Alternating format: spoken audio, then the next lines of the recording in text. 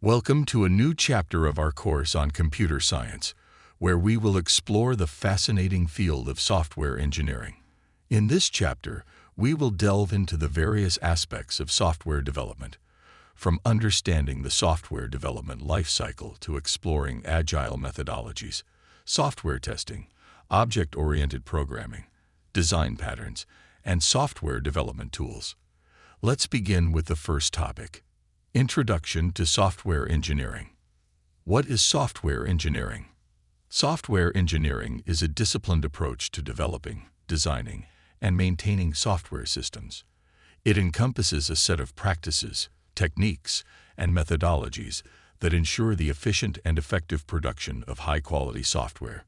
Software engineering involves applying engineering principles to the entire software development process, including requirements gathering, design, coding, testing, and maintenance. Importance of software engineering. Software engineering plays a vital role in the development of software systems. It helps in ensuring that software projects are well managed, meet customer requirements, and are delivered on time and within budget. By following software engineering practices, developers can build reliable, scalable, and maintainable software systems that provide value to end users. Goals and principles of software engineering. The goals of software engineering are to deliver high-quality software products, meet customer needs and requirements, ensure software reliability and maintainability, and improve software development efficiency and productivity.